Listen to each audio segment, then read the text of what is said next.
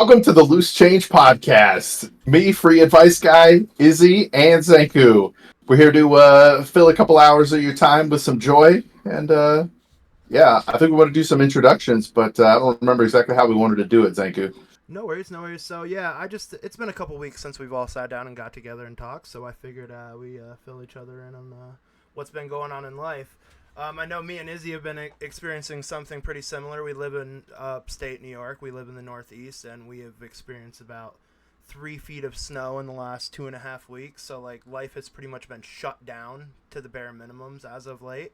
And not only that, on top of it, it's been midwinter break for the children. So the last 10 days, I've had all of my children in the house during the biggest snow we've had all year, with the inability to go to and from the house. So it's been an experience. It's been fun. We've done a lot of outside stuff, but yeah, I feel like I've been in my house more than I've wanted to be in a long time. Yeah, I get that. Isaiah, how's it been? Is pretty much been the same thing up your direction? Pretty much for the most part, it's been pretty much the same. I've been having a little bit of car trouble. Of course, you said that we've gotten the most snow we've gotten so far this year, and honestly, I think that was the biggest snowfall we've had in the past like 3 years. Mm-hmm. And during this, what do you call it? I've been having car troubles, and my all-wheel drive just randomly shuts off every once in a while. So I've been dealing with that. That's a special kind of problem to deal during a lot of snow. Yeah, it's been real fun. But I was able to experience flu A for the first time ever in my 28 years of long life. And yeah, that wasn't fun either. I don't know how people I'll be honest, I dodged it, but my children definitely did not. But I believe your little boy also got. He's probably the reason you ended up with it, and I think my youngest is the reason I ended up with it, and then everybody in the house shared it because, like I said, 10 days of everybody indoors. Yep, and yeah, he gave it to me because he got sick on Monday, and when he's sick, he just wants to be awfully snuggly and stuff, and I can't ever say no to snuggles. So, and I'm allergic to the vaccine, so I've never had the flu vaccine before ever. So I never had any frontline defense, and yeah, I got slammed pretty hard. Max of 103.7 fever. Oh, Ooh. so bad. Still experiencing a cough too, but I am on the mend, thankfully. I will say, just a quick update, gentlemen. Stone said, run the show without him this week. His kids are having quite the night, and that he will rejoin us next week for the 4th episode. Sounds good. Right. I feel that on the snuggles. It's especially when they're feeling bad. You're just like, yes, anything you need right now, I got you. Yep. But we have not been sick the last couple of weeks. We got ours all in November and December, and I hate to brag, but I'm in sunny Arizona. We had beautiful weather the last couple of weeks. But I will say, as a content creator and as a, I don't know, business person, whatever you want to call it, I filmed an IRL video near a college campus on Valentine's Day, and really looking forward to getting that edited and out into the world. We'll do a long form video as well as short form. And then I also posted, I don't even know what to call them, but epic posts on LinkedIn and Twitter. So if you know me on Twitter, go find me, read it. You'll never see a longer post from me again. But it's kind of... We'll link those underneath in the description of the podcast as we post it on YouTube as well. So anybody that stumbles upon us here on the podcast can also venture out into the world of Free Advice Guy.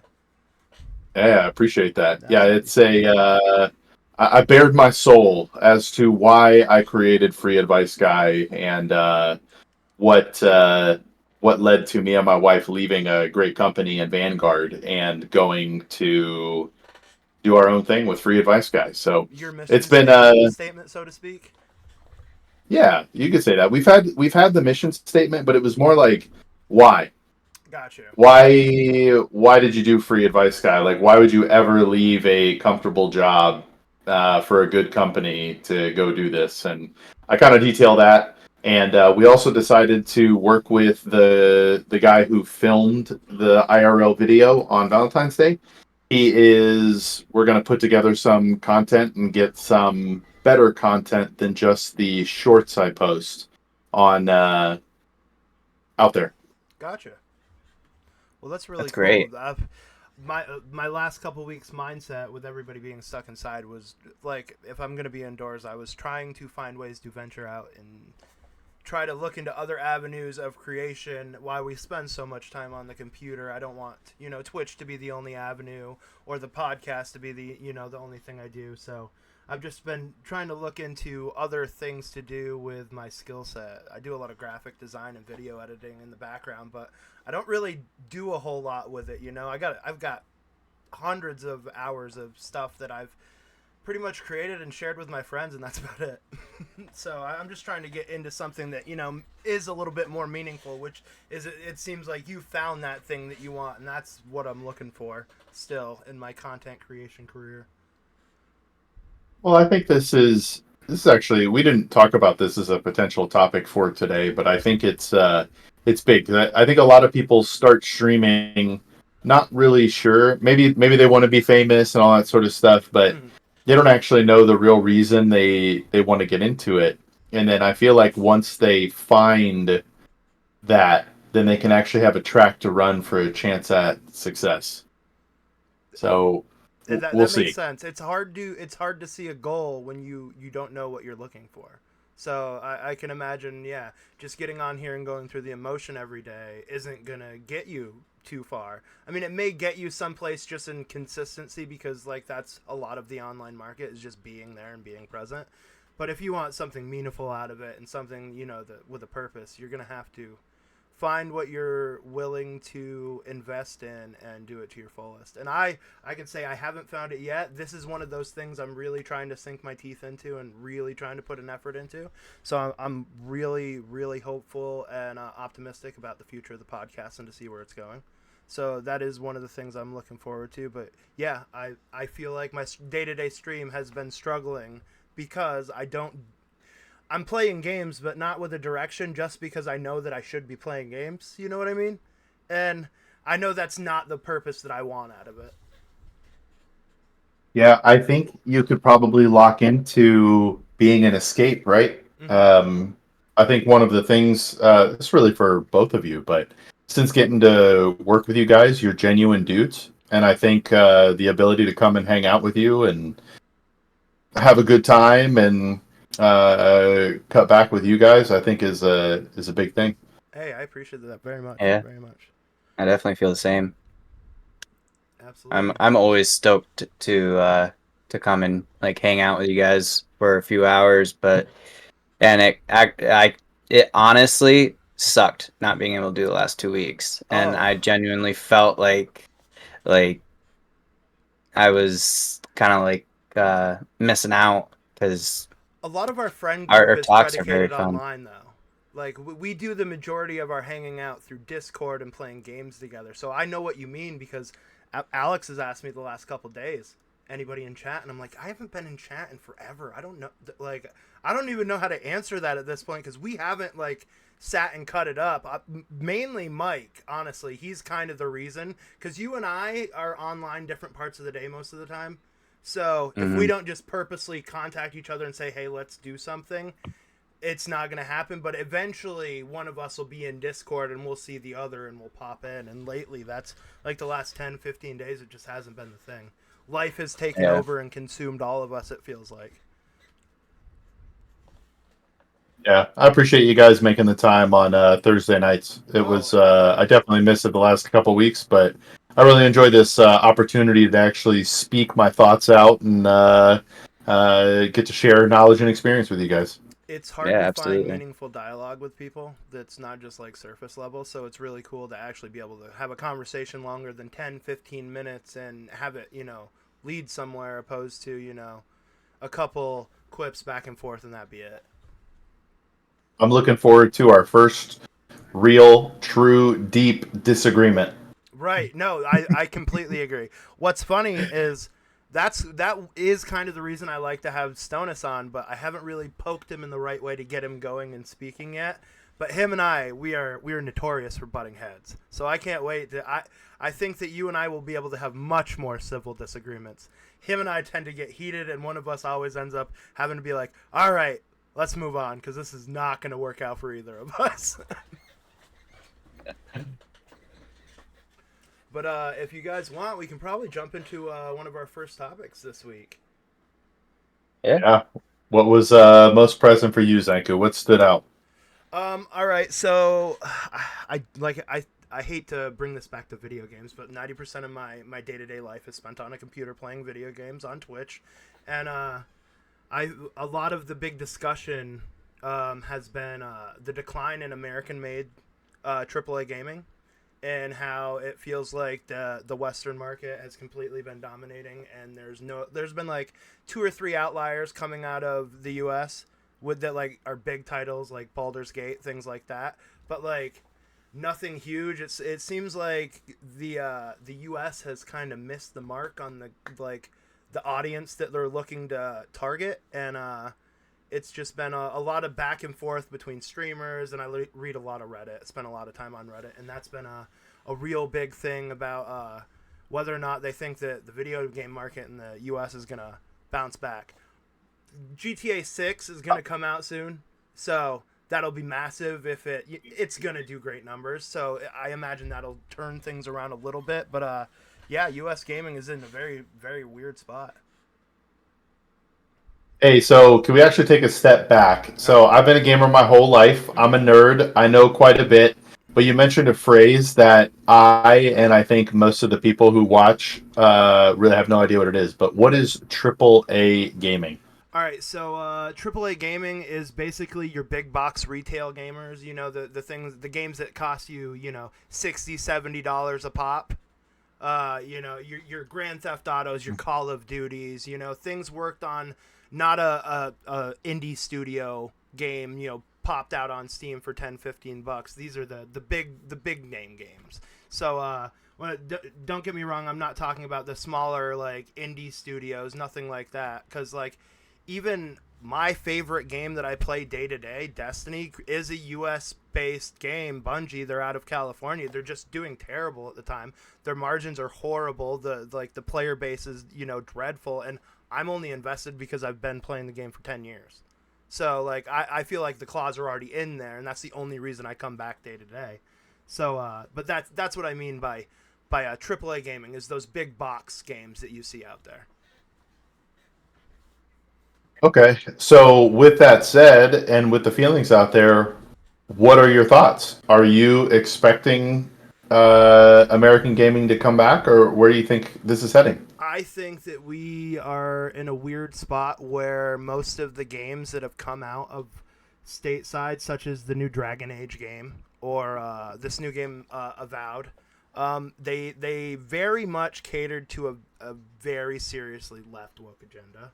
Like, there's a lot of really weird stuff. Like, some of the direction and the creative stuff that you would see there, you can tell that they're not pandering to the audience they're looking for, because 90% of gamers out there are between 18 to 30-year-old men, and that's just what it is. That's the core base of people that play video games, and you can just tell that these games were not made in the direction to appeal to that audience, and I think that's a big part of the problem. All right, I've heard this a bunch, and you may be 100% correct. But why would these studios continuously make products that their users don't want and reject? See, I haven't dug into it deep enough to really have an answer to that. I'll be perfectly honest with you. I can only tell you from somebody that plays pretty much every new game that comes out. Like, I played, I want to say about 15 hours of Avowed. This game came out, I believe, last month. It's out on Game Pass, and the core gameplay was just, like, very janky for, like, a game that was touted by a big developer. Like, it felt very, the core mechanics weren't focused on. You could tell that the art and the direction of the characters or the people in the universe were more thought out than the actual gameplay was. And I think that's a big problem. I think if you're more focused on what the public is gonna give you for backlash in your game first, you're never gonna get to the core audience you're looking for. Well, yeah, and you have two games. One hasn't come out yet, but Red Dead Redemption, which was not really PC at all, did very well. It did do very and then GTA, is going 100%. to demolish everything out there, and I wonder if that will be the wake-up call that these game studios need. That, like you said, I don't necessarily care about the person in the game unless it's connected to the story and Exactly. it's a good story. 100%. I think Don't do another things just to do things. Sorry, Izzy. No, you're fine. I think another thing is like with Avowed, like I haven't played Avowed. What's the gameplay like in that? So, Avowed is a single-player RPG game, such as games like The Witcher, or you could even compare it to something like Elden Ring. It's a combat-based, hack and slash, essentially. You do have magic abilities. You can shoot a bow and arrow. It just felt super clunky. They're like the smooth, enemy-to-enemy combat just felt very weird. And of all things that I couldn't do, I couldn't rebind my dodge ability. And it was bound, so I had to shift and press whatever direction WASD I'm using and the spacebar at the same time to make my character dodge. Oh, so you need to hit three separate on a keyboard. buttons. And like everybody that I ask is like, play with the controller. I'm like, no. Like, what do you? This was built for PC. Why would I need a controller? I want to use a keyboard and mouse because 90% of RPGs that you play, you have so many abilities to queue and whatnot. You need the accessibility of a keyboard and to be able to rebind those things. And it felt so out of touch with so many amazing examples out currently on the market that it's baffling to me that you can miss the mark so drastically and still come out publicly and scratch your ass and say, I don't know why. It's just I don't know if you know Concord, that epic failure that was supposed to be like a competitive, almost like Valorant-esque first-person shooter type game. It was a roguelike. You probably don't know about it because it died about a week after it launched. Because why? Its player base was non-existent. They literally had to switch it over to a free-to-play model at the last second, and still nobody played it. And it was for the same exact reason. It was a roguelike, what's the game? Overwatch. You pick a character, you play a role, that type deal. Every one of these characters just felt like caricatures of something else that you could picture in, like, the media right now. And it was just like, of course they hated this. I hate it just by looking at it, and I don't even know anything about the gameplay. And it died almost immediately. And I feel like the only reason Avowed didn't die pre-launch is because they didn't give anybody access to it. You didn't know how bad it was until the day it launched. So people had already invested or bought it. And not only that, but it was on Game Pass. So a lot of those people had already bought Game Pass subscriptions and just tried it out and found out how terrible it was. Or I truly believe that it would be on the level as terrible as Concord was. It was just mind-boggling to me. I was 5 minutes in, and I remember stopping and looking at the camera and was like, this isn't how I move, right? Like, this isn't going to be my movement, right? And it felt so boxy and so... The way that the camera moved around the character felt like it was just jumping. I was like, you could clearly tell they weren't focused on...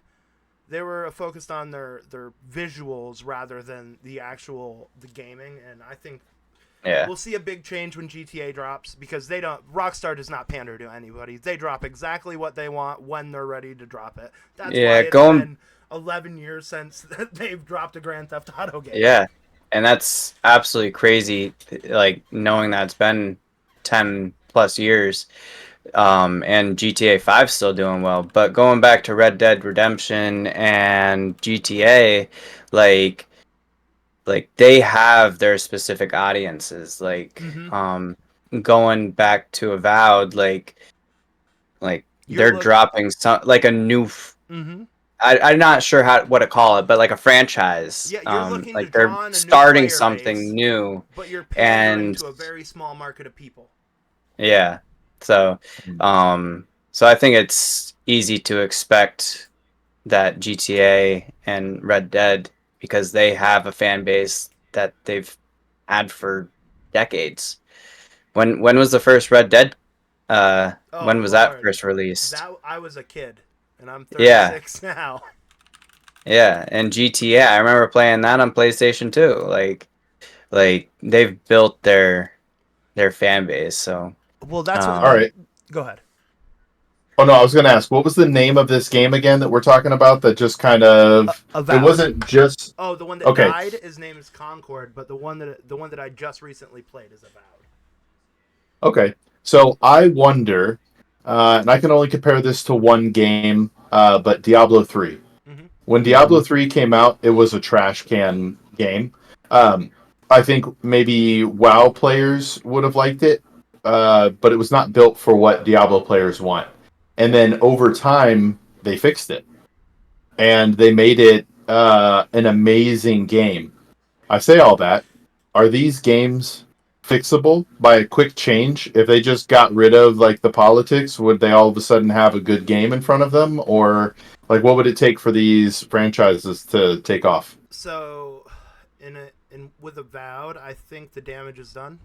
I think you with a market like that's so wide and so vast, like RPGs, and especially like the single player RPGs. So it's more acceptable if you're an online like an MMORPG to have flaws at launch because people expect it to be flawed and it to be fixed later on in the course of its life. But when you're dropping a single content drop saying that this is the game that you bought, and like that's it, take it or leave it, I think that if you ruin so much of your public perception right out the gate, especially with the way that people their political minds are right now, a lot of people are in a weird headspace where if it's woke they just will not give it the a moment, like they just move it on aside. And I genuinely think that, like I said, the damage is done. That this is already marked on a list of don't play this because it's not good. And I've watched like 5 or 6 reviews on it, and it's pretty much in line. Like most people try to stay away from the political side of it, but it's pretty much why does this guy have green fish skin and not and won't identify as male or female? Like it's like there's like furry references and all sorts of strange shit in there, and it was just like I don't really need that in my RPGs. I want dragons and shit. You know what I mean? Like it's just like this isn't the core base of what even a fantasy. Like I'm cool with fantasy. Like I play Elden Scrolls. They have cat people and stuff like that, but it's done in a way that it's not forced on you. And this feels yeah, I was about to very say, forced.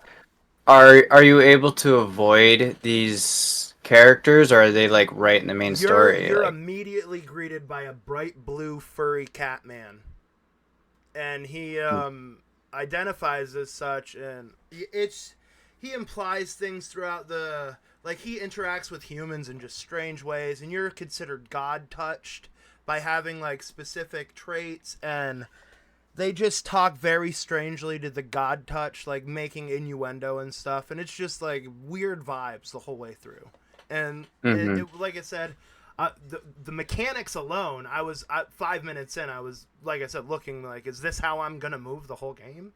And then like yeah, a couple hours in, I'm like, man, this game's janky and this story is really weird. So I kept playing it to a point where I was like, I think I got enough. I think I've played enough to give a real assessment on this and move along, type thing. yeah, Hold on. Okay, so I hear all that, but what I think to me, and tell me if I'm wrong, this comes down to the gameplay must be terrible. And Yes. for the reason I say this is like Sonic the Hedgehog was a crazy popular game, but it's literally a blue hedgehog that rolls around, spins, grab coins, and fights things. Right? Like the story itself doesn't necessarily have to be amazing I don't even if the care about the story. gameplay is awesome. Yeah. Yeah, So they're just messing up the gameplay. I completely agree. Honestly, I can look past one for the other, but one or the other has to be exceptional. You can't be horrible in both and expect me to continue to play. You can have a great story and kind of janky mechanics, and I'll continue just to, play through the great story. And vice versa. The game can just be fun to play, and I could not care about a single bit of the story about it as long as I'm enjoying the time invested in. So I think that if they would have at least hit the mark in some way on one or the other, it would have been savable, like you were saying. Do you think there's something they could do to fix it? But I think the main problem is the mechanics are not good to begin with, so people aren't going to wait around to see you fix something that they already didn't enjoy. Yeah.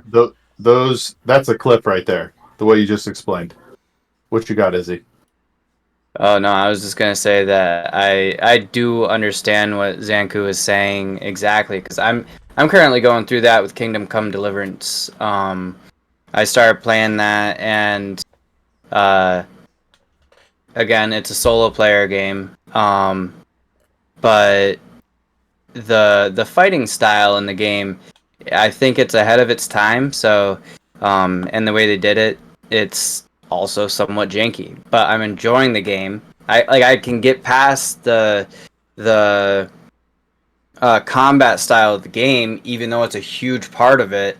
But the story is somewhat like enjoyable. So like I completely agree with what Zanku's saying. Like, as long as like the whole game isn't shit, like I can enjoy it.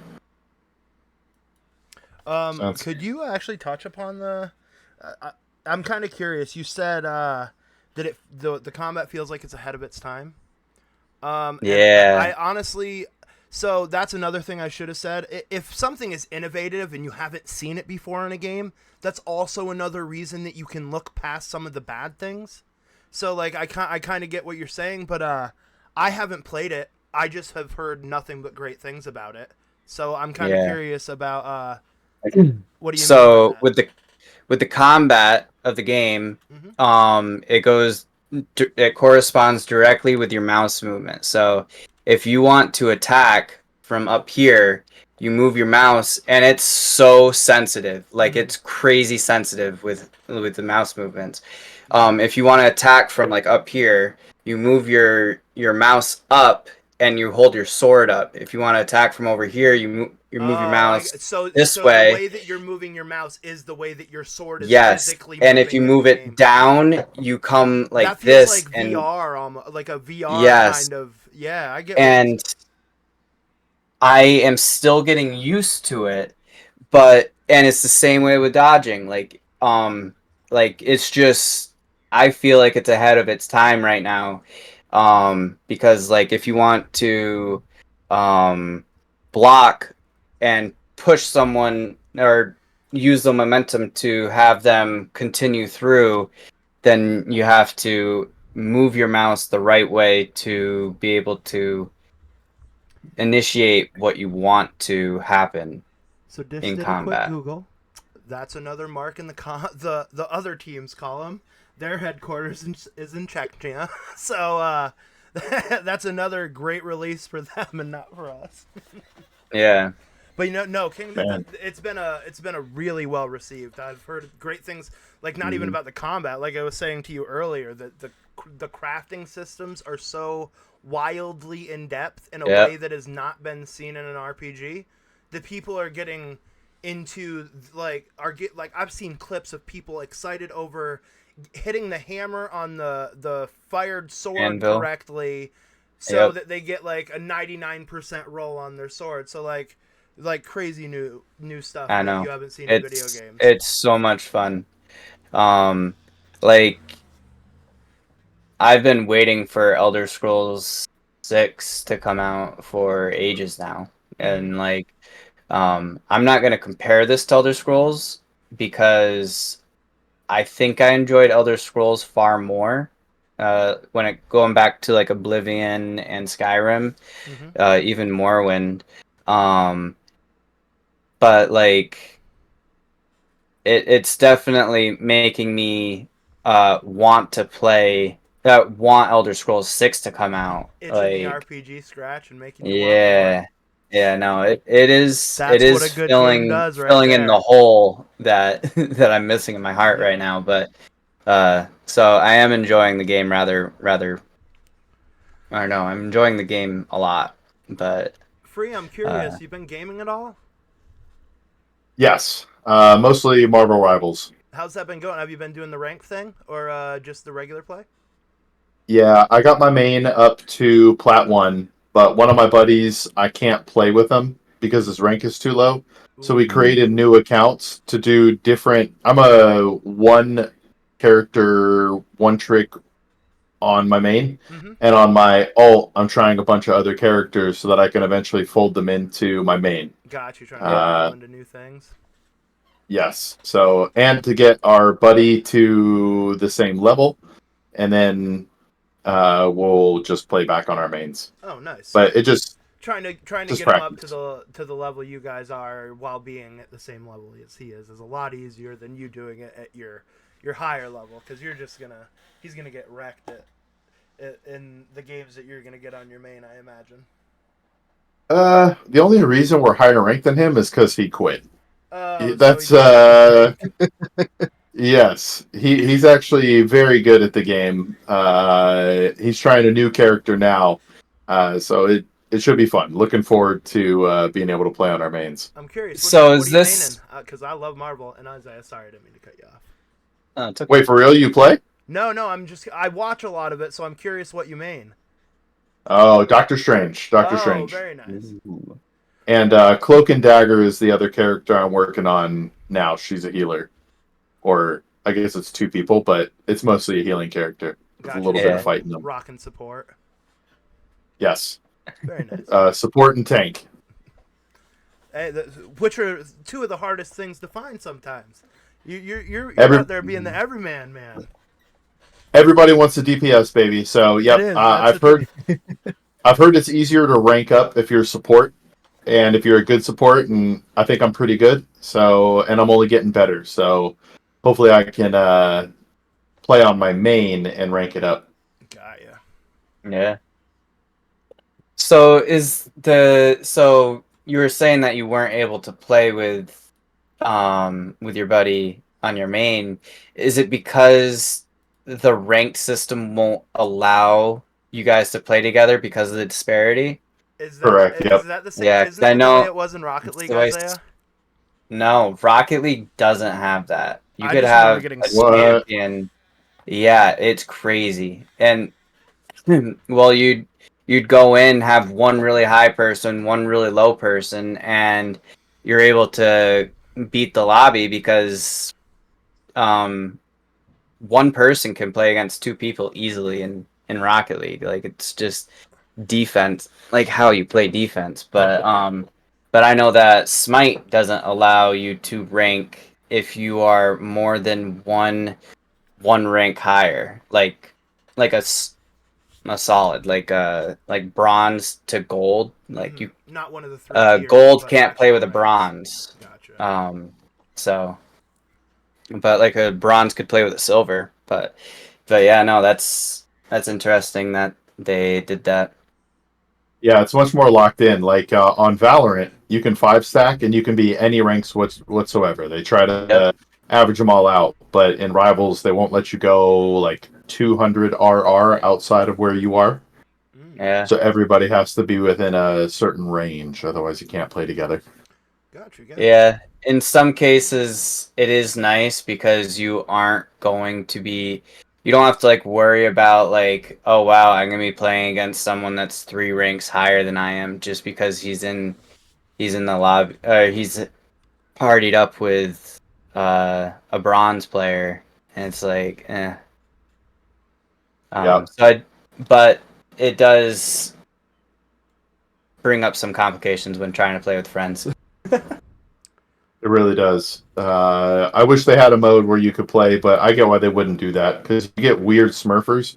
There'll be like one top level person and 5 terrible people, and that person's good enough that they can just go around and kill everybody. Yeah, that's how Isaiah was in Rocket League. He was smurfing like a motherfucker for a while there in part my layers. But yeah, that's how I don't play a lot of ranked games like that. I play a lot of survival RPG stuff like that. So that's definitely something that you guys will have way more experience in than me. But I consume a lot of media, so I just kind of watch a lot of it. What has prevented you? Oh, sorry, Izzy, go ahead. I just want to make it known that I play down. When I smurf, we still lose games. I play down. Don't make it seem like I just go in and just completely destroy everybody. You lose games because of us, though. But, anyways, what were you saying, Free? So the barrier to entry is during the like real big boom of the more popular like competitive games like CS:GO and things like that. I was so heavily invested in RPGs that literally consumed your day to day that like you weren't good at them if you didn't spend the time that you had free on them. So like I played World of Warcraft from 13 to 17, an unhealthy amount. So like that's what prevented me from touching CS:GO. And when I wasn't playing World of Warcraft, I was low-key playing RuneScape at the same exact time on a different like browser, and that consumed a good 10-15 years. And then I've got something like 15,000 hours in Destiny. So, and like, all right, my man is committed. Yeah, so if I play a game, I don't play it to like come and go. I play the shit out of it until I'm so tired of it I can't bear to look at it anymore. He plays to destroy. Exactly. Or they're the type of games that you can't be good at unless you commit like that. I played Ark, and like Isaiah played Ark with us as well, but if you play PvP Ark, it's almost like a job because you can be raided, quote unquote. Like other people can come blow your shit up any time of day. If you have to go to work, that's out of your hands. Like you better have built up the defenses to block those people by the time you get back. So if you didn't have the right people from the right parts of the world on the right sleep schedule rotating, you just couldn't maintain the day-to-day gaming. And those were the kind of games that I played. Like I said, I'm very conscious of how unhealthy it is. But yeah, Ark almost cost me the first baby mama like 3 years in. She's like, "You're either going to stop playing this game or we're going to have to talk about the future between me and you." And I was like, I'll stop playing so much. It was one of those. So I knew that it was, by that point, I was like, God damn, I need to step back because this shit, like, I went from working, but the problem was I worked with a special needs kid that came to my house, and one of the things he loved to do was sit on his iPad right next to me and play video games on it. And his father would be like, Rick, if you can watch Netflix all day, do it. If you can play video games with him all day, do it. So, like, if he was cool with it, we were good. So I was getting paid like $20 an hour to sit at home with a kid and play video games. I was invested. And it led to a very unhealthy habit of video game sleep repeat. You know what I mean? Yeah. And I'm glad I'm not doing that anymore. Even with the 24/7 streaming, I'm nothing like that. I step away and I unplug. I know better. I have children that need me far more than this computer does. What would make you try to play Rivals? You want to know what makes me play everything? My friends playing it. That is really what it is. So if my core group of friends say, hey, we're downloading this game, it's downloaded before that sentence is done. Like, I'm like, okay, if we can play it together, we're playing it together. I played, what was that stupid game that you and Mike would play all the time, Isaiah, and I was pretty much forced to play. It was like a 3-man PvP, the finals. Oh, yeah. Everybody. One second. I think it was called the finals. And the finals, yeah. I hated it, and I was open during gameplay about how much I hated it, but I would still play it because my buddies played it. You know what I mean? So if my friends play it, I'm definitely going to give it a shot.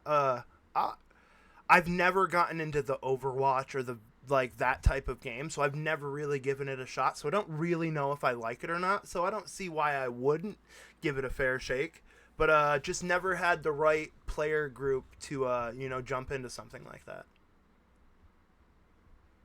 That makes sense. Yeah, I get into every game because of my friends, but once I love a game, I almost don't care if my friends play it anymore. That's not really true because I would always rather play with my friends, but games will eventually get to the point that even when I'm alone, yeah, I'll go play. That is Destiny for me. So I started playing Destiny with Isaiah and his father 11 years ago. And now And now, I play Destiny with 0 people that I know IRL. And my core player base friends that I have on there are people that I have made, of course, that 10, 11 years of playing this game. Not, people that I started playing with. So I'm 100% on board with you there. Because I would fight with Isaiah and his father for a while after they stopped playing, and I'd make them like jump back in for a little while. And I even made my best friend Mike play for like an expansion, because I gave WoW a fair shake. He gave Destiny a fair shake for me, and I went back to Classic for him. Let's not say I gave WoW a fair shake, because I had already had 10 years into that shit. But yeah, I went to Classic and played like a whole expansion of Classic for him to come and, play Destiny. And he was just like, yeah, I don't like it. And I was like, I hate you. But it's cool. I'm going to still play it. Yeah, I don't know what to tell you. I dropped out of Destiny because it was requiring me. I dropped out of Destiny at a point that it was requiring me to spend 40 hours in the game a week when I didn't have 40 hours to spend in the game a week, and I knew that I was going to fall behind drastically. Isaiah So did I at just one cut point myself pay off. me to play one of his characters while he was on vacation. I just want to throw that out there. He didn't want to miss the weekly reset stuff so badly that he was like, I'll pay you while I'm gone if you just get on my account and run my characters for the week. And I did it. And that was before we had just started to become friends. It was like in the first year of gaming we had together, but it was still funny as hell that, my sister came home one day and was like, hey, my friend John from work wants you to get this game called Destiny. I was like, all right, I'll check it out. And I got on, and his son was in his team with him. I was the third member. He got offline one day. Isaiah didn't. And that was pretty much it. I added him on PlayStation Network, and we've been playing video games for the better part of 10, 11 years now. No. Longer, you think? 10, 11 years. I was 17. We've been playing since I was like 15. Yeah, you're right. Okay, so this has been a little bit longer. You're right. man. Yeah. So you guys knew each other IRL. It's kind of funny when a gaming friend kind of crosses that. Like, we have this like small group of friends that we've never met each other in person. But if I was ever in their hometown, I'd let them know. Like if they wanted to meet up and grab lunch or something like that. But we've done that. Yeah. So my best friend Mike. So it's ironic because like Isaiah is my best friend, but like this guy's like my little brother, so to speak. Like we met playing Ark. And we just never got offline, is how I would explain it. And I called him a piece of shit, like, in jest. Every day when I got online, I would get into chat, I'd be like, piece of shit. He's like, what's up? And, like, that was how we built our friendship. And so I was down at my baby mother's aunt's house for a Christmas party. And he saw the location on Snapchat and was like, why are you in Pennsylvania? I was like, I'm at a Christmas party. And he's like, you're 40 minutes from me. I was like, here's the address to the hotel. I'll meet you in the parking lot. Because I wasn't having to meet my kid and my girlfriend. This is our first interaction. I was still being safe. But yeah, we sat in a car for about an hour, talked and laughed. And then finally I was comfortable enough to bring him up. And he met my firstborn and my girlfriend at the time. And now I spend like a weekend, usually like 4 or 5 days every summer down at his house. He lives near Hershey Park, so we go to Hershey Park. And he comes up for Christmas every year for about a week. And that's been that way for like 6 years now. Dude, that's sick.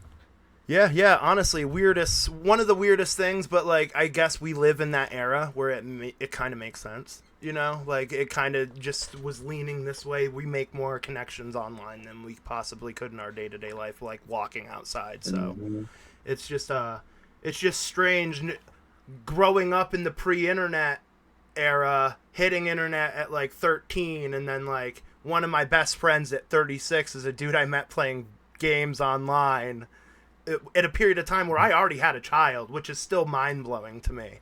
So like, it's just a whole weird way that the internet and everything technology kind of played out.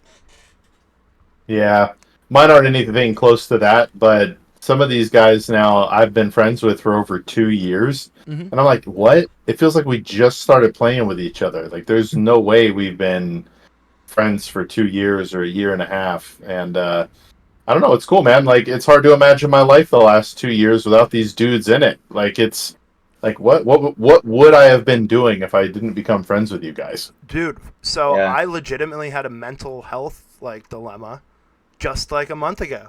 My best friend has met a girl from Vietnam, and when he's over there, he's a 12-hour difference. It was like a month and a half of just almost no communication after. I meet this guy after work every night online on Discord, and we video game. You know what I mean? That's just what we did. And after the first couple of years, that's not what we did. We actually just hung out and like we watched TV shows. Like we would stream TV shows together at the same time and just watch them in Discord and stuff like that. And I genuinely found myself like I had to bring it up to him. I was like, "Hey, you can't just disappear. Like you're like it's been like 10 years. You don't get to just disappear now. Like that's not an option. You need to be here and present cuz like I'm not going to be cool with it." And one night he DM'd me and we like kind of back and forthed it out, and he's like, "Bro, I'm not going anywhere. Don't worry." And it's like, "I just needed to hear you say it, goddammit." That kind of thing. But yeah, it was weird. Like genuinely, like still thinking about it. It's like it's just such a weird thing because like he was the one that like Isaiah and I have always had a significant other. Like when we met Mike, we were already pretty deep into like building life, and he's just been the bachelor the whole time doing he's very very well off because he's put his degree to work. He works at a tech company where he writes software for like medical fucking users, and he's made really good investment choices, which has led him to do things that at a young age most people can't do. So he's met a Vietnamese girl while he was on vacation in Japan. He was like 5 days into a vacation in Japan that he was supposed to be on for a month, and instead went to Vietnam. And yeah, I guess the rest is history. I know that they're getting married and she's coming to the States. Wow, what a story. Yeah, man, it's really cool. Like, I'm really, really happy for him. I was really, like, it's hard for me to hear the things that he was saying from his standpoint, knowing the guy the whole time. I was like, hey, I just need to tell you the red flags so you're aware of them. But, like, once I felt more calm, I was like, all right, I guess she's not just trying to steal your money from Vietnam. I guess she's cool. That type of thing. But, yeah. It's really cool to see how it played out, and just one of our other friends actually found his wife and dipped. Like, we haven't talked to him in a couple years, and it's just that's what I was worried about, and I made it I was like, hey, you don't get to be Kyle, mother. Like, you're not doing that to us. But he has assured us that he's like, I'm still gonna be here, even though it's gonna be here on mute for an hour while he talks on the phone. But he's there. But yeah, online friendships and relationships is a weird thing to traverse in our day and age. That's for sure. Yeah, I would bet a lot of people know more people online than they do in their real life. Oh yeah. Believe me, it literally. I sometimes my children will be like, "You have like 800 friends on Facebook." I'm like, "Yeah." They're like, "I don't know 800 people." I'm like, "I don't even think I know 800 people, buddy." It's like I don't even think I know all those people, so don't worry about it. You know what's crazy is I feel like when you live in a smaller town, you will genuinely know more people than if you lived in a city. Oh, You'd obviously see more people, but I feel like in a small town, because I don't know about you, Free, but Xanku and we live in a town, I'm pretty sure it has like 1,500 people mm-hmm. in total. I like Like to maybe a little bit less. explain it by I graduated with 23 people. Yep. That's how I Wow. explain it to people. My class was the biggest class that graduated from my town, and we had 32. Yeah. So Yeah, Wow. it was, I think, a decade prior, and our school is also K through 12, less than 300 kids. So like, Wow. so yeah, um, we come from a very small town, um, but I genuinely feel like I I feel like I genuinely know more people in real life than if I would have grew up in the city, because you see a ton of people in the city, but you don't talk to anybody in the city. I think that it's way easier to make meaningful connections. Mm-hmm. Yeah. So like, my dad is from Seattle, so he always puts it in perspective for me when I like complain about the small town crap. He loves it here. He hates like he grew up in a city, was there until he was like 23. I want to say, and decided to uproot his life and move across the country and is in New York now. So he always tells me that we have it very, very lucky that we even know the people that we graduated with, that we can go to a store and at any given time you can identify the people that are in that store, that type of thing. And Mm-hmm. I like I said, I think it just made it much more easy for us to make actual connections with people because you don't have the luxury of, you know, thousands of people around you all the time. So you're stuck with what, like, the kids that live next to you. You better get along with them, or you're gonna be lonely. It's like Yeah. we live in a place where I lived 7 miles from the school. I wasn't walking to people's houses. Like, that wasn't an option. I made friends with the like 6 or 7 people that were in the town, which ironically is how I'm friends with Isaiah's family. His two Yep. cousins lived right down the road at a basketball court that me and my brother played at pretty much every day because it was the only thing in our town. So we sat at the basketball court, and they lived right next door to it. So we kind of all bonded on the fact that we lived in the middle of nowhere and there was nothing to do. Yeah. Small town life is definitely different. I feel like here in big towns, we do our best to not actually interact with each other. Mm-hmm. Mm-hmm. Like, I'm gonna walk a few feet more this way in hopes that I don't accidentally have eye contact with you and we start a conversation. It's really weird. I don't do that anymore. I actually, this is a piece of advice I have for just about any professional, but it works anywhere in life. When you're walking by somebody, if you just give them a head nod and a smile, throw in a hi, they're like, it kind of throws people off guard, but Oh like, yeah. who's gonna hate the guy who smiles and nods? Mm-hmm. I actually see a short from a younger kid. I think he's like 17, 18 years old. He's just about to graduate high school. He talks about it. And he goes out, and I think he lives in California, and he's walking the beach, walking the strip. And it's every morning he purposely says hello to everybody in a different way, like trying to be grateful and cheerful and like make them smile. And like he will talk about his insecurities as he says something to somebody that like an older gentleman he walks by. He's like, "Good morning, my friend," and they just look at him like he's like an alien, like, "Why are you talking to me?" type thing. And he's like, "Was that me or was that them?" It's probably them. We're all in our own world sometimes. Should probably not judge him on that. It's probably just an encounter, and he moves on to the next person. Like, he's trying to give you something positive to hang on from each interaction, and I genuinely love the message that he's trying to give out, and that's probably why I've watched so many of his shorts. But it's really cool to see, like, you don't see a lot of that. People don't interact nearly the way that we used to. Like, you could find so many people out there that would, like, you just walk down the street, hey, how you doing? Walk by, like, something like that. Or, you, like you're saying, the head nod. That was the universal guy thing that I thought. Like, you drive by somebody slowly, you catch eye contact, give them a head nod. You know what I mean? How you doing? And you're just saying hi in passing.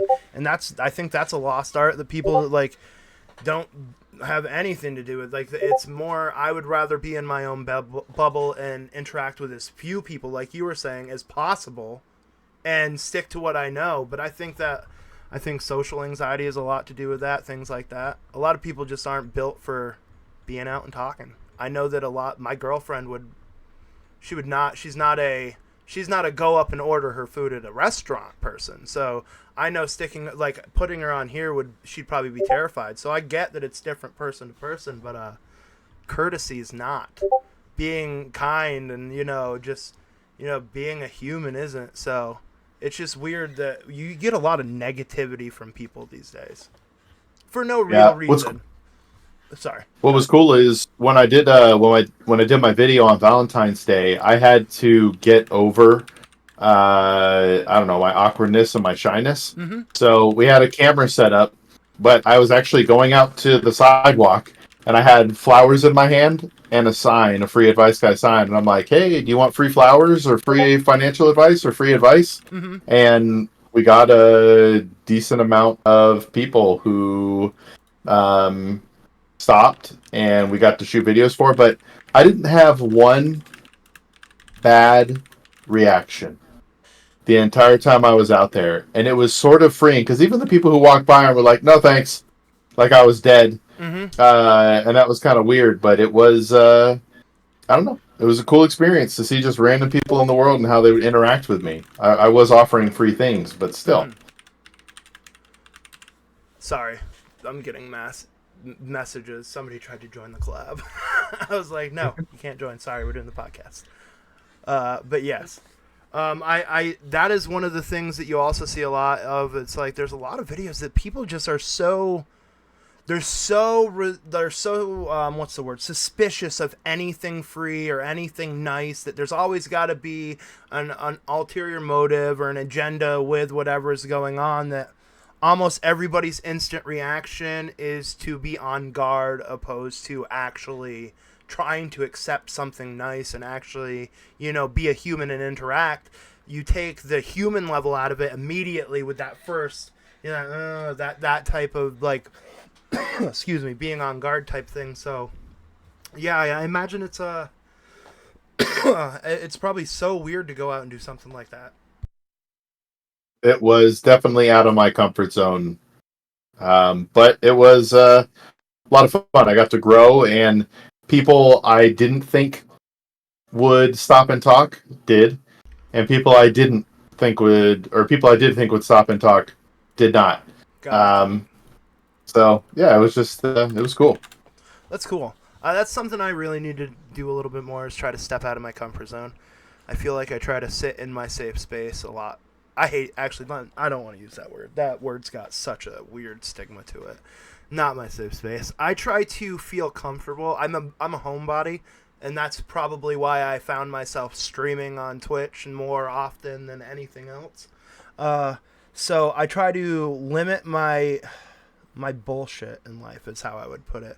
Like, I can deal with drama if it comes from my people, but it's so hard to take. A lot of people project their crap, and I have a hard time dealing with that. I'm very open, blunt, and honest almost always in any interaction.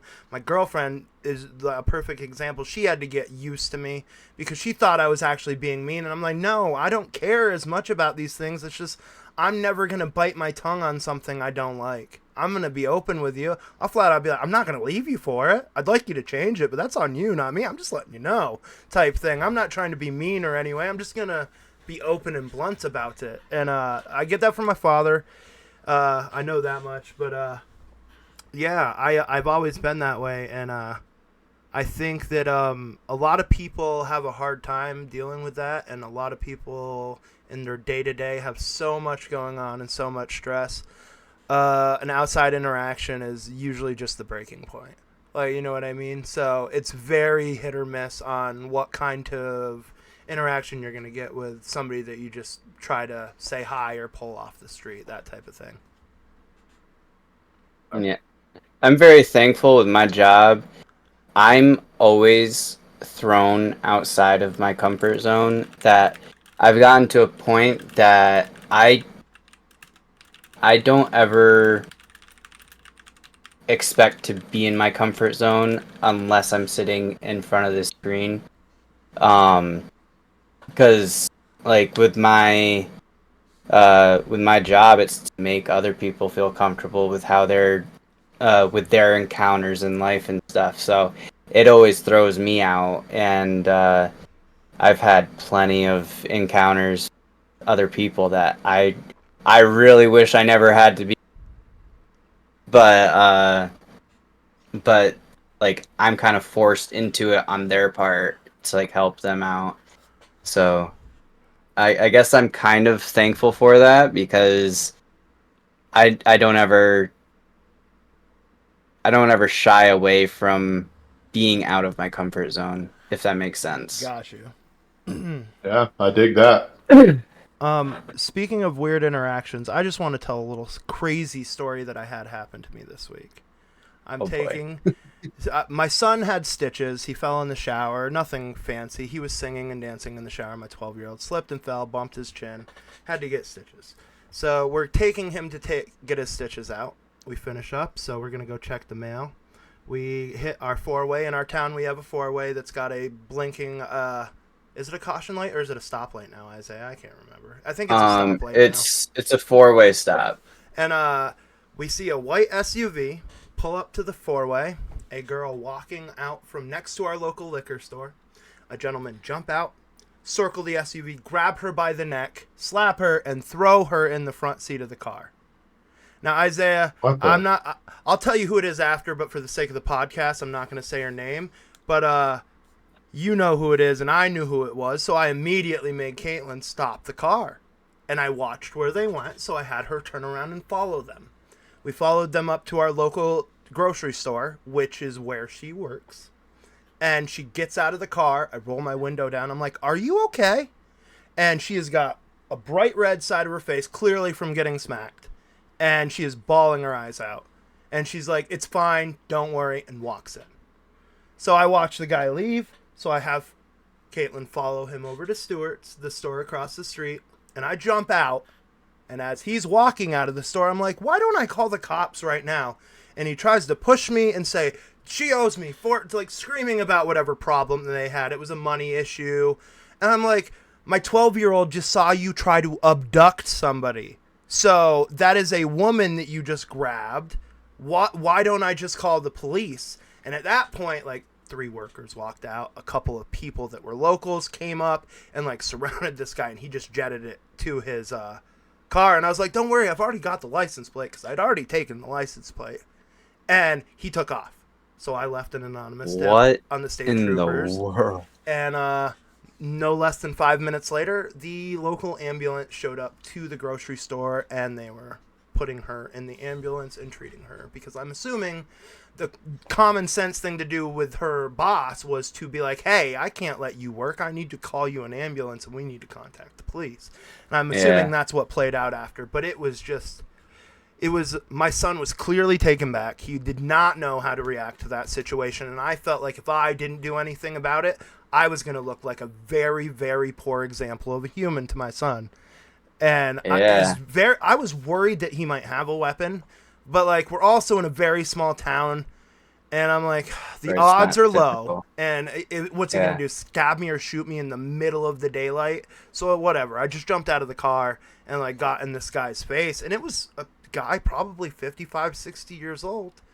And this was clearly, I don't want to say a drug thing, but I think it was kind of a drug thing. But, like, still, the wildness of somebody to jump out of a car in broad daylight at a 4-way stop, grab a girl off the sidewalk by the back of the neck, slap her, and then throw her into the vehicle and take off. I was so, like, I almost had a panic attack, like the adrenaline dump I had just watching it. And I was just like, what is going on? This is like craziness. And you saying something about like weird encounters, like immediately that's an encounter I wish I never had to have. But like, I know that my son was very happy that I went and said something to him, and there was like one of the local girls that Isaiah and I grew up with. She's like, "You're a good guy, Ricky," as I was jumping back in the car about to take off. And it was like, I wasn't trying to be a good guy. I was just trying to figure out what kind of stupidity it takes for a human to think that's acceptable behavior. It's just wild what people think that they can get away with if they think nobody's looking. And that's a wild thing. Sorry to take us kind of off the rails there, but yeah, that was just it. Just made me think of that, and it was such a weird situation. Yeah, sounds weird. Absolutely. Well, our small town doesn't have things like that. Like I said, we know everybody here. So like, if the cops are called, it's more like they're coming to tell you to stop being stupid and go home, not arrest somebody. But that was something that I don't know. It's like, goddamn, what just happened? Yeah, we have those moments in our life where we got to step up. Very much so, and I felt like it was more important that I set the example for my son than anything. Even if I didn't want to be in the situation, I thought it was very important for him to see me be like, hey, you can't do that. Like, for him to see somebody, even if he doesn't know the person, to get out and say something, to not just let something like that happen. And I think that was the message he took with him. So I think mission accomplished, even though I'll be the first one to tell you I was quite nervous when I hopped. I don't care that I'm 6 foot tall, 250 pounds. Like, I still don't want to get into a fight with somebody for no reason.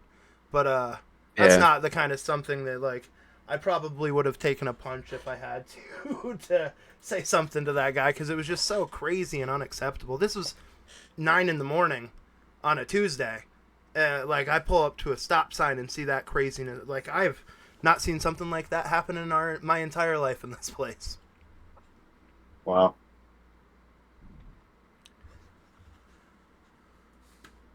All right.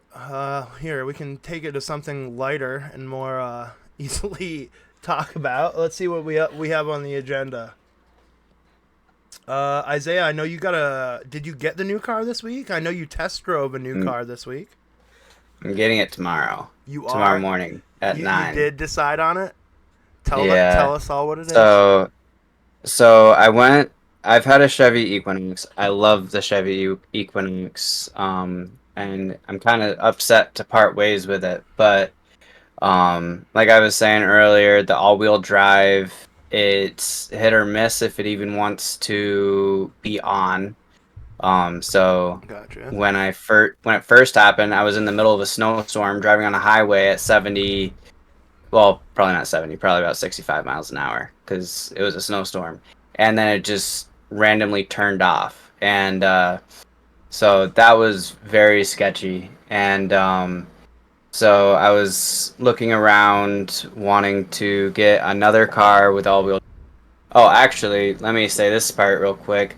It's gonna be $3,500 just to replace the part in my car to fix it. It's a 2019 Chevy Equinox. So I was like, do I want to put this money into my car to possibly have it do the same thing again later on, or is this just the beginning of my problem? So I didn't really owe too much on my car, so I was thinking I'll just trade it in, and I am getting a 2024 Dodge Hornet, and I'm actually really excited about it because it can go off of only gas, it can go off of only electric, or it's a hybrid, and obviously I'll probably want to be driving it in the hybrid because I get 77 miles to a gallon, which is, or gallon and charge, which What color did you go with? Sorry. It's called, I can't remember what the actual terminology is, but it's a blue car. It's a blue car. Got you. I think I know which one you're talking about. I'm just trying to look at a reference picture here. But yeah, they're nice looking little cars. It's not actually little. It's like, it looks like a sports SUV. It kind of looks like something that Porsche would put out. It's Yep. it's got It the is same it kind of is a lines. sporty SUV. It is noticeably smaller than the Equinox that I was driving. But I don't think with Cade, oh, that's my son's name. With him getting older, uh, I don't need him to be in a big booster seat anymore, or big, what What do are you they call it, like? car seat Yeah, the bigger anymore. car So, seats. um, so I was able to get a smaller car again. You didn't have to get a dad car this time. You got to get a car that you enjoyed, I imagine. And can I just say that those seats are so comfortable? If I could have taken that seat out and used it as my computer chair, Mm-hmm. I would. Oh, really? That's funny. I You like just that. like sink Wow. right into it. It's so comfortable. This thing is only a 2-liter engine, but it has 268 horsepower. That's kind of Uh-huh. wild. Yeah, this thing looks very nice. I don't even know where to begin. I haven't drove a Dodge since I had my Neon in college, and this thing is so Yep. far from a Neon. But And I didn't need a souped up model, so I went with the basic model. Let's see. Free, this is gonna tell you where we live, basically. Or the area that we live in. But um but I will post the actual car that I'm getting um in Discord. So All right, I like that color. yeah, yep. it's not a bad The looking. blue Boyu. The Blue Bayou. Bayou. Yeah, that's it. That's it. Yep. No, So that's a good looking car. yeah, I'm picking it up tomorrow, probably around in between 9 and 10 in the morning. So I'm super stoked about it. Did you pretty much decide right after that test drive? You're like, oh, this is the car. This is the one. Yeah. Yeah, I'm used to a gas car, so and I started off in hybrid mode and the takeoff was a little bit slower than I was used to, and I almost got in an accident right off the right out right out of the dealership parking lot because it did not take off as fast as I was expecting it to. Mm-hmm. So I kind of slowly pulled out, and on the road uh, at the dealership, there's a corner, and a truck came barreling down the road, well over Gotcha. the speed limit, I might add. Um, but yeah, but after that one little incident, I was very relaxed. I felt like it was a very nice and safe car, which I hope it is. Yeah, So, congratulations though. I mean, it's always nice to get a new vehicle. So yeah. hmm yeah, I think it has 5 miles on it. Were those the five I miles you put on it? It's very nice. It's very new. Nice. All right, I would be remiss, and I apologize for this, if we didn't at least talk about it. So, yeah, you might have to pay for repairs on that older car, but that's a Mhm. maybe. Whereas you definitely have to put this money towards this car to pay for it. Does that Yep. make sense? Like Yeah. we're running from a maybe into a definitely, and this one Yep. will certainly have more, if you want to call them negative, you can, but financial ramifications than if you continue to put money in your used vehicle. I Yeah. just have to And throw that out there as the free advice guy. yeah, and this was actually a talking point that I was wanting to hit on last week because so like we were just doing like all the paperwork Tuesday for it, and I was just waiting for a paycheck to put money down on it. And I was like, is it even worth getting a new car, or should I or should I just stick it out? And yeah, I've definitely thought of that multiple times, but to me, it's the dependability of my Equinox. Like, it's already failed me once in the middle of a snowstorm, and they quote unquote fixed the problem, and then it failed me again, and then I had to go through an entire other snowstorm. Like, my job, I can't just like not show up to my job. So knowing that it could just be a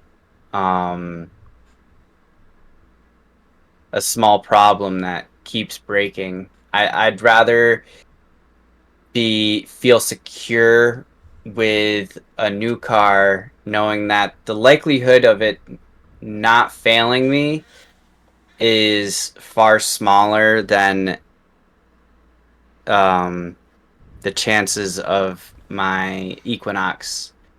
Because, like, I have a kid, and I don't want to be driving down the road, driving him back from school, which I did have to, because school cancels, or the buses won't drive my son back from school because he lives in a different district. Oh, sorry. He lives in a different district, and now I have to go drive 5 towns over to go pick him up to bring him back home in a car that doesn't have all-wheel drive. So, like, during an ice storm. So, like, I think it's, like, financially, in my head, like, I'm not worried financially. It's more the dependability aspect for me that it's fulfilling, I suppose. For sure. I definitely am not trying to talk you out of it. I just, anytime cars come up, I like to hit people with that. Run any financial decision through the 5 steps of financial success, and budget, emergency fund, goals, and then you invest and save towards those goals. So the goal could be the car. And as long as it doesn't affect your overall financial picture in a negative way, there's not necessarily anything wrong with it. So I don't want you to think I'm trying to. Oh, no. Listen, like I was saying, I was wanting to bring it up as a talking point last week, and because if we talked about it last week, and like I could have completely changed my mind because I was planning on looking at the car last Friday. I ended up looking at it this Tuesday instead. So I was gonna look at it after we talked about it. Yeah. So but I'm always willing to hear things, and one thing I never do is turn down advice. So, like, even as a parent, my girlfriend, she'll hear advice and think it's them saying, "Oh, they think I'm a bad mom because of this, that, and the other thing." I was like, "I don't think you're a bad mom. They're just letting you know what they experienced. And if we end up experiencing it, then like we know from other people's experiences maybe what not to do, like, or maybe what could help." So I never turn away any sort of knowledge. Wise man. Mm-hmm. Even if you don't agree with the advice, 90% of the time it's better to just consume the other person's point of view, because 90% of the time we see everything from our own scope. So if you never try to hear anybody else's point of view, it's very difficult for you to see anything differently from the lens that you've lived your life in as it is. So yeah, I try to, Isaiah and I tend to be the same kind of people when it comes to this. We will generally bounce a lot of our big life moments off of one another. I know that if Isaiah's almost always the person that when I'm having relationship issues, I will almost always DM him, because he will be more apt to rationalize and be like, well, calm it down, give it a little while, and then give me something from his standpoint that I hadn't, thought about, and I'll give it time, and 90% of the time, that's all you need. You just need to let stuff breathe and try to picture something from somebody else's standpoint. So yeah, advice and getting any outside introspective is awesome to just, figure out where you are as a person. Yeah. Agreed. I see that you wanted to talk about these Doge checks that we're never going to get. Yeah, that's actually where I'm hoping that we end up, is that we don't get them, because I'm actually worried that, because remember, everybody during COVID was pumped about their stimulus. Stimmies. Yeah. Yeah, and not realizing the actual negative effects it has. Like, yeah, that's cool. You got $1,500 now, or the random, or the reported or rumored $5,000. But it's like, hey, why don't we, pay off debt instead? Cut down spending, bring down inflation. Like, the 5,000 you give me is not going to change my life in the same way that the entire government cutting spending would. 100%. And it almost feels like a publicity stunt in a way. Agreed. It feels like big words to get things stirred up. And like I said, these stimulus or these Doge checks that we're never gonna get, because nothing. It just doesn't feel like this is a feasible end goal for us. Like, we're cutting all these jobs to pull back money, and you want to give it to it just doesn't make sense that we're doing that to cut all the wasteful money that we're hemorrhaging, and we're not gonna take that money and put it back into the things that we need to pay off as a country. Yeah, I do like the idea, though, that if you report fraud or abuse or overspending, you get a cut of whatever was saved. Oh, geez, I didn't even hear that. Really? Is that another part of it now? Is if you, as I imagine, as an employee of a company, and you are aware of things of that nature going on, and you essentially whistleblow on them, you are going to get a cut of the profit, or a cut of the savings rather? Yeah, it's supposed to be a good thing. I don't think it's official. I think it's just something they're floating. Gotcha. But yeah, if you work for some federal agency and you realize, hey, the agency could be saving $1 billion here. Imagine you got $1 million for reporting a $1 billion issue. That's just 1%. Right. That would be wild. But the whole situation with every country out there calling him President Musk, or seeming as if Elon's pulling the strings. It feels more as if Elon's president and Trump is vice. I've heard tons of this in reference to the Doge situation going on. It's just such a weird political landscape, because I haven't really been invested nearly as much in politics as I have been the last probably 5 years, 6 years, things like that. And so the fact that we have kids, and the economic impact of my day-to-day life with groceries and supporting for my family and things of that nature, the impact is so massive that I have to be aware of what's going on in the world. But it just feels almost cartoonish, or so some of the things that get the headlines, or the things that we are bringing in front of press conferences, just feel so crazy and so far removed from anything that I saw growing up on TV or read in the news and things like that. It's just almost how is this the world that we are in? How is this the point that we are at? I hope that it's it seems to be that they're aiming to do the right thing, and I hope to God that that's going to be the case. It's just there's so many crazy promises and things like that. It's just there's no possible way they will deliver on everything they've said. Yeah. But even failing short would mean something. Yeah, sorry, absolutely. I didn't mean to cut you off there. Oh, no, it's okay. One thing I'm wondering, do you guys know the range of people this will go out to? I just looked it up real quick, and it showed on NBC. Actually, do you guys have a number of how many people this might hit? No. So I just looked it up real quick. And on NBC, I'm not sure if this is even close to being true, but it says 79 million households, Wow. tax-paying households, would receive a $5,000 tax refund. And I just wasn't sure if you guys heard like an actual amount, but if that were the case, you take 79 million times 5,000. And you get lots.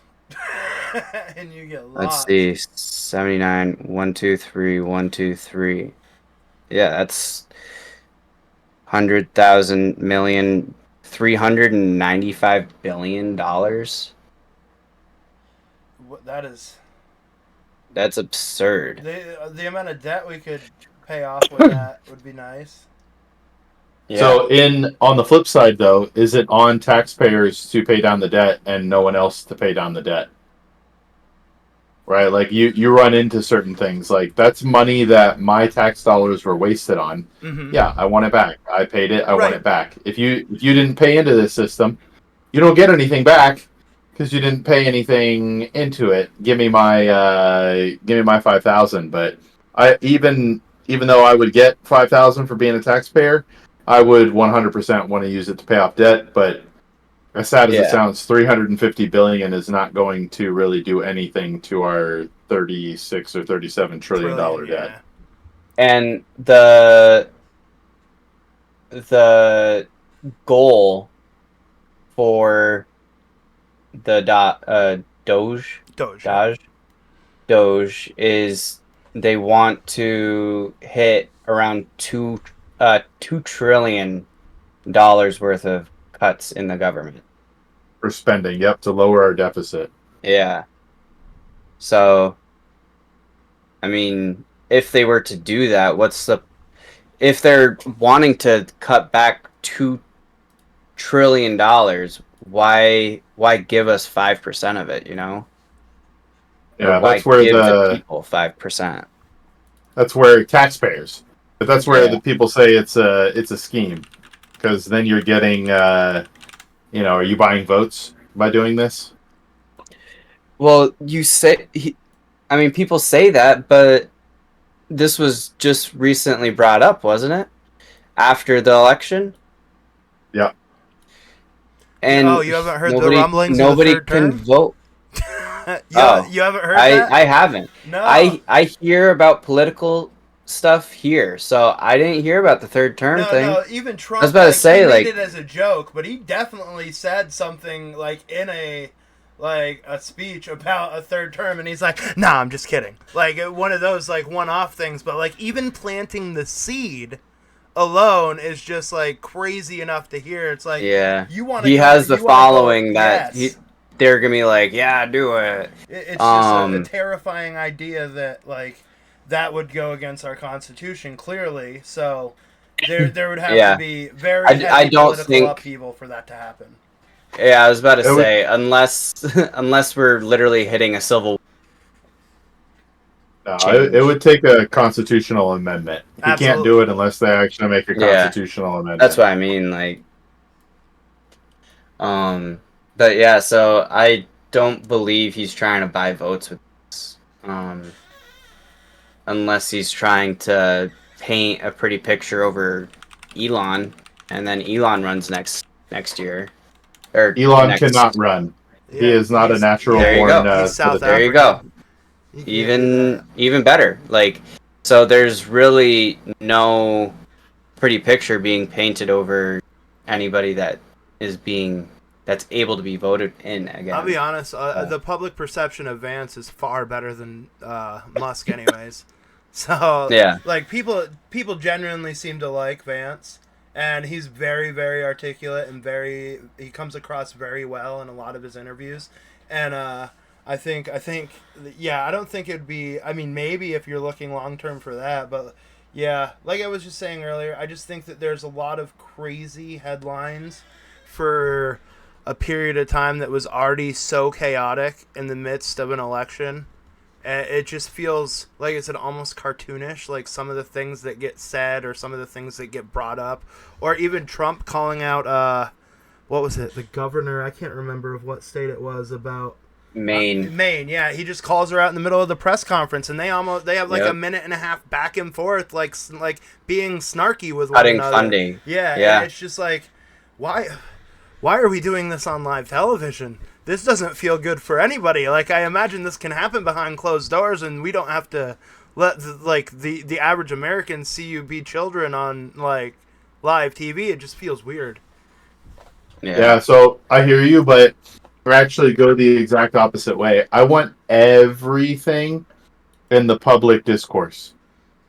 Too many things are hidden. Part of the problem with the USAID stuff is that we had no idea it was happening. Right? Like, what are you supposed to do? I had no idea my money was going to XYZ. So everything should be brought up. Well, I don't mind the ideas that they're talking about being public. I just mean like that like childish back and forth. Just like, I don't think that we need to be arguing on television. Like, you can have all your stuff public and not have a public fight on television about it. You know what I mean? I think that's more what I have a problem with. I guess like them showing everything. Like, I have no problem with like being transparent. It's just more of the antics that always seem to be in front of the camera as of late. See, I'm still even okay with that, because whatever side you're on, you either went, man, why would Trump bring this up? Or you went, whoa, I didn't know that was her like policy position. I didn't know that was where she stood. So I agree. It'd be nice if it was more friendly, I guess. But the fact of the matter is, we don't talk about this stuff unless it's brought up uncomfortably. So it's it really creates a tough scenario. No, I agree. I just think disagreements could be much better addressed than our president calling somebody out in a press conference. It just feels weird. Definitely different. Yeah, absolutely. But he is also he's very, very, outspoken and is always like that. He's always going to speak exactly what he thinks in the moment. So it's not. It's par for the course for Trump. Just something I'm not used to seeing in day-to-day politics on streamed live or a press conference with our president. Just flat out calling people out. I absolutely love the thing that he did with I believe she's the mayor of California or whatnot, when he was arguing with her about getting people back in and to be able to clean up their homes and rebuild immediately, when she was pushing people out nearly 6 months for cleanup crews. I love how he addressed that, and he did that very similarly, like right in front of a camera. But she was a little bit better at taking the criticism than the governor from Maine was. The governor from Maine clearly does not like Trump, and her response was as so. You know what I mean? So, yeah. It's just so you're saying there should be like a time and place, like a set time and place for things like that to be brought up? We don't debate nearly enough. I think that's one of the best things about the election cycle, is seeing our political heads actually under the light and actually having to debate these problems with one another. That's one thing I absolutely enjoy. I think one thing that Trump gets from spontaneously doing this is the people that he's wanting the responses from can't prep their answers. So doing it at like a press conference when the last thing you're thinking that it's going to be brought up is the viewpoint of your state on allowing trans people to participate in whatever sports they want. I think it just threw the governor off, or whoever she was off, and she wasn't really able to respond or think about her response before giving it. Well, not only that, but they weren't even in a forum in which she was supposed to be responding. That's not like that wasn't the type of press conference they were having. That was just a back and forth that he decided to have during his press conference. Yeah, which is what I was saying. Like, I think he likes doing it that way because they can't prep their answer. He's a very shock and awe president. Very much so. Yeah. Like, take you off guard and, get things done by force if necessary. So I completely agree with you there. Yeah, because if that wasn't the time, when is the time? When else would we have gotten to see a interaction like that, where the two got to put out to the public their views? Trump thinks they should follow these rules. They said we're going to do our own thing. Like, I didn't know that. I didn't know that was a thing in Maine. Right? I didn't know. I kind of knew it was a thing, but I actually still don't even know what the governor of Maine looks like, because in the clip that you get, it's just a voice, shouting from one side of the room to President Trump as he's giving. Oh no, she stood right up. I'm sure I haven't seen her, so I'm sure she was her voice sounded very assertive. So yeah, like you were saying, there is really no place for something like that to happen. So I guess that is the only type of situation that it could have been like that. But it's just, I guess it's more of time to get used to things like that and accept it more as the norm than to be taken back by it. And that's what President Trump was probably expecting, them to be taken back by it, and like you were saying, not have anything to come back and give as a response. Mm-hmm. Yeah. Yeah, because her response was literally, she said, "I'll see you in court." We'll see you in court. Yeah. It's like, okay, that'll be an easy win. Like, yep. Okay. That was his exact response. Like, that's an easy I'm win sure for she us. just meant it as a snarky comment, but it was said in front of a bunch of people, and then it blew up online. That's how I saw it. So like, is she actually gonna do it, or is she gonna fold? But is that the will of her people as well? That's the other thing. Right. These people end up in these positions, and do they actually have the support? Because, like, Trump, no matter what you want to say about him, he has the highest approval ratings he's ever had. Oh, 100%. The polls that they put out about his policies, they're actually wildly popular. So... Yeah. Bless you. Sorry. No, you're fine. Thank you. Didn't want to do that there on stream, but yeah. So, is the governor or mayor, whatever she is, doing what her people actually want? Is that something the people of Maine want to fight for? Mm-hmm. So I'm not 100% sure the statistics on it, but I do know that Trump did state that the general population of Maine wanted trans athletes out of female sports. Trans athletes out of either male or female sports. Yep. Like their respective sports. She definitely feels like more of a grudge than she was speaking from her state standpoint. And it's almost like people have already had their minds made up on Trump, and it's so hard for them to accept him back in a the position of power and succeed any type of their power over to, because he's gonna have the final say. He's gonna tie you up and he's gonna do all those things.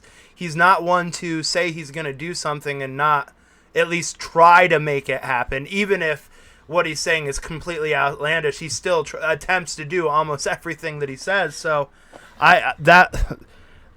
being openly opposition is a hard position to be right now in like the social landscape, because people are definitely on Trump's side. They want to see the change, and it's not looking good for a lot of the opposition. I don't know what you want to call them, the woke, whatever you would label them as. It just feels, you could feel the shift as of late, and everything seems to be stepping away from pandering to a niche agenda and trying to look at the grander scheme of things and trying to give the general populace what they want, opposed to trying to make it okay for a select group of few. Mm-hmm. Gazoon, time to get. I've sneezed like 6 times while you were speaking there, so my apologies. No worries at all. And something else, real quick, that I've heard through the grapevine.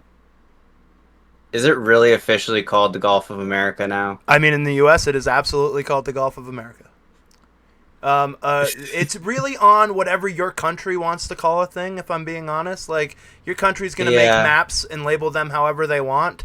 Like, the world doesn't have to agree, because, like, there's certain cultures that have different names for different places in the world. But, like, in the U.S., it is the Gulf of America. That is 100% true. And I believe, which is ironic, because I think it, like, and I know that it's almost nearly impossible to measure coastline, but I think if you look it up, it will say that Mexico actually owns like 43 more miles of coastline than we do. But Trump don't care. That is the Gulf of America. So, yes, that is officially the Gulf of America. You didn't see the press conference where he proudly had his brand new map in the background with it boldly labeled? Oh, yeah. We're going to have to change all of our globes and all of this. I read an article on Reddit where a guy was like, all those cartographers out there are happy as hell. Like, yes, put out a new map. Rename it. It's like, we're tired of these small African civil wars being the only profit we make every year. So he's rename it. But, so that's crazy. It's a weird situation, but it's 100% going to be taught in schools that is the Gulf of America.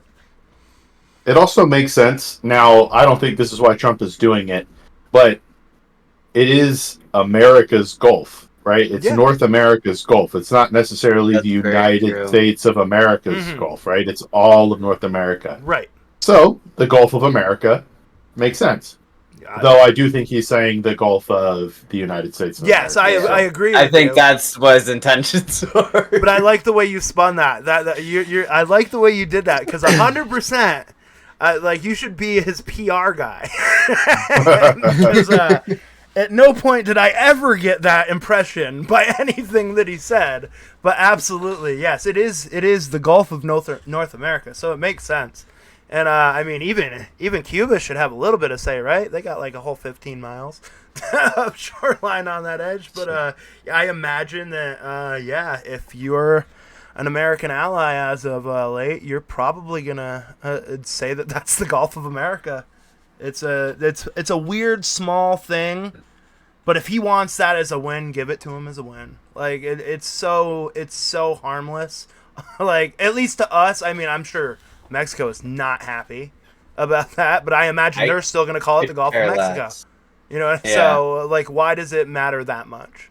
I mean, it's not affecting my life, but I just find it hilarious that it actually happened. It'll be one more thing that I grew up being told was one thing, and my children get told it was another. That's all that I can think of. Oh my god, that's true. I didn't even think about that.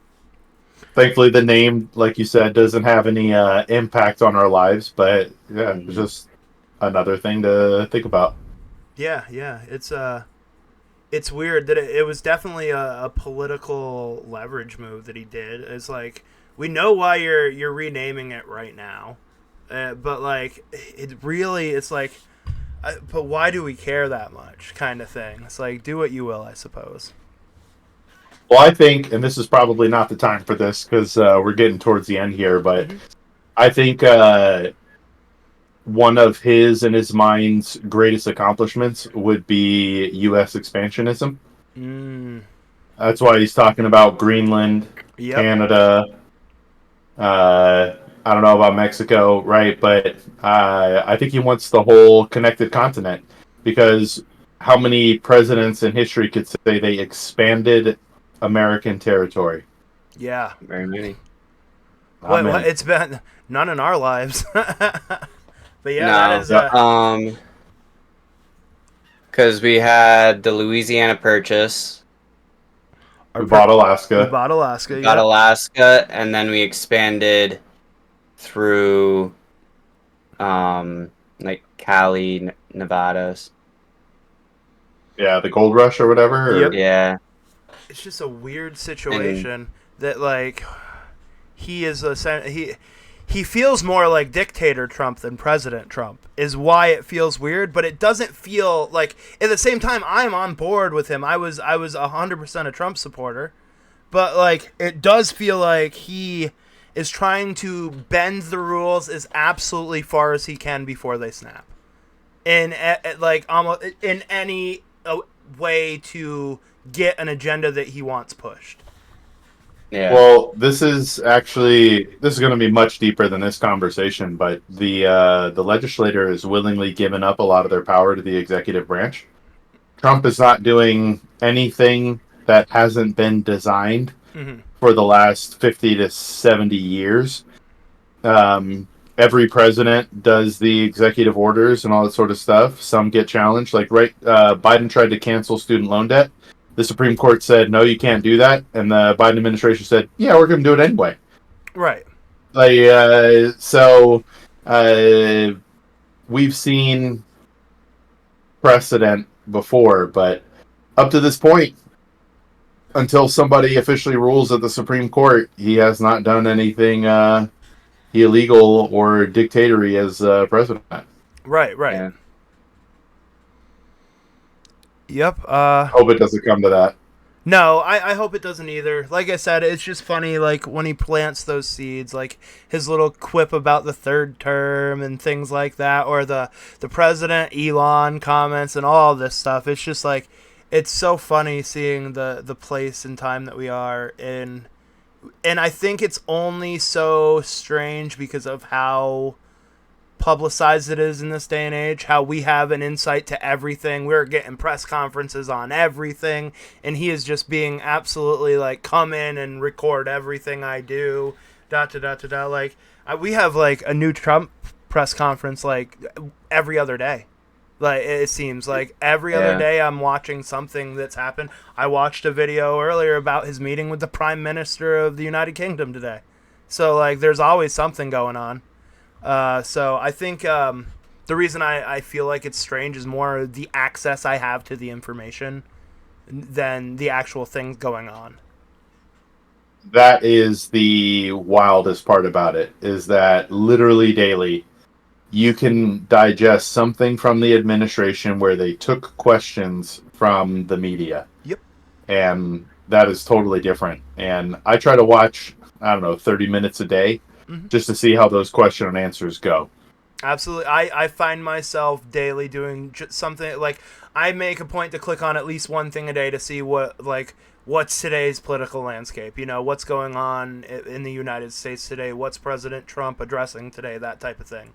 And it like you said, his ratings are up, the people love him, and it seems to be going well so far. I just hope the wheel keeps spinning and the positivity keeps coming. I imagine at some point we'll have something happen that will, press the president in a way that will make or break the presidency, but we're not there yet. So I imagine we just keep being positive and saying, like, let's hope that all this things that he's saying comes to fruition. Yeah, agreed.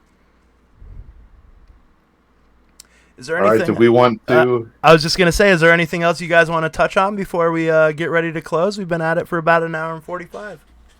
No, not specifically. Good conversation.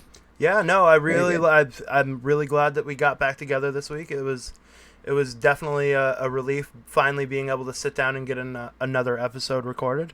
As always, it's a pleasure with you guys, and the conversation was awesome this week. I really appreciated the back and forth. Oh, yeah. This has been the Loose Change Podcast with Izzy, Xanku, and Free Advice Guy. All right, guys, we'll catch you next time.